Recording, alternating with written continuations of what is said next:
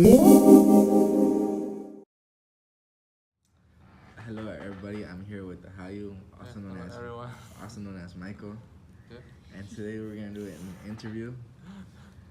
Um, First question: What city were you born in? I was born in China.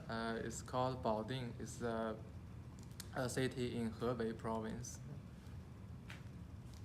Where did you do your undergrad studies and master's studying at? Yeah, for my undergraduate, it's just my home city. In Baoding, it's Hebei Agricultural University. And for my master's, I decided to come to United States, to come to America, because my aunt and my grandmother, they live in California. I'm not sure if you guys know Oroville. It's north to Sacramento. It's a very beautiful town. And so I went to Chico State for my master's degree. Yeah. Why did you join the MESA Lab here at UC Merced? Because after I graduated from Chico State, I have two choices. It's either go to industry and work in Bay Area, or keep studying in college and get my PhD. So I chose the second, and then I searched on the website. I just searched all the UC campuses, and then I found Dr. Chen on the department's website, and I'm interested in drones, so that's why I came to UC Merced and joined the MESA Lab. How do you like Merced as a place to study? I think it's a great place. There's people talk a lot that there's not too much to do in Merced, but I feel it's a great thing. It's not big. It's not a big cities like San Francisco, like Los Angeles. So I think Merced is quite peaceful, and I can focus on my research.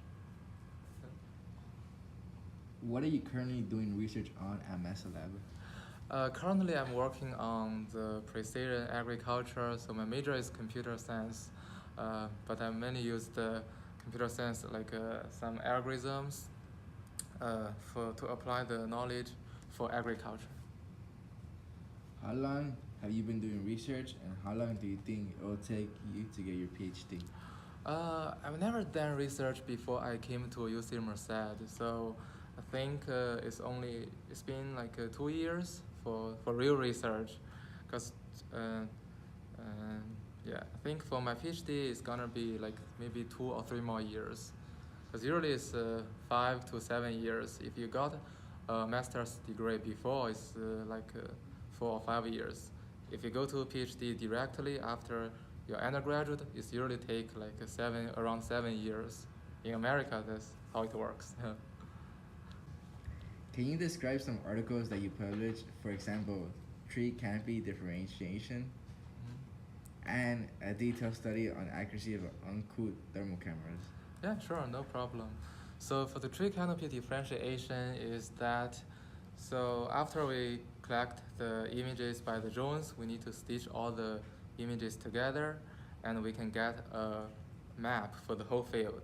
But sometimes you want to focus on the tree canopies. So that's why we need to differentiate the trees, and how do we separate the tree canopy from the whole image. So that's why we did some research on the tree canopy differentiation, and so we can differentiate the tree canopy from the whole field. And for the uncooled thermal camera, because usually for the drones we have several sensors like RGB camera, multispectral sensors, thermal camera, sphere camera. For the thermal camera, usually we use uncooled thermal camera, which means the thermal camera can calibrate itself when we fly the drones, but that can cause some problems like maybe the temperature is not accurate. That's why we want to do some research, like how to collect the thermal image more accurately.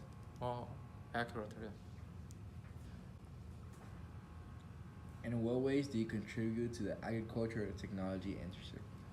I think there's a lot of things I can do. Like last year, I have 5 students to build a unmanned ground vehicle by using the mission planner.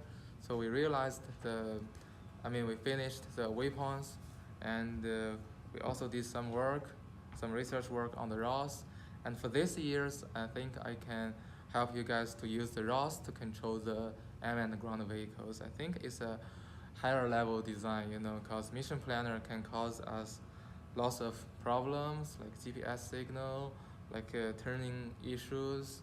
But by using ROS, I think it's a perfect. It's a it's a much better robotic operation system.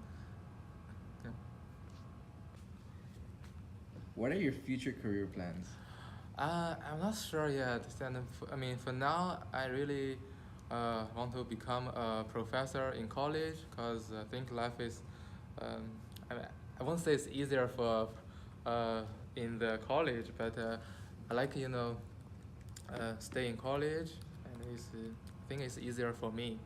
And but I also would like to go to industry. Like working in Bay Area, working in a startup company, so I can contribute more work. Yeah. What advice would you give your younger self? Oh, I think do you mean live or research? Both. Both. I think for research, for undergraduates, I would encourage you guys to learn math. Because it's very important. I think for your undergraduate. If you don't want to learn lots of knowledge, it's okay. But for math, make sure you learn everything, like calculus, differential equations. Learn as much as you can for your math. Because if you want to go to graduate school, it's very important, and you can learn anything if you know math. Yeah, because for most PhD students. In our lab, we discussed this topic many times, and all of us agreed that if you know math, you can learn everything. What were your biggest challenges as an undergrad? So for my undergraduate, I think the big challenge is like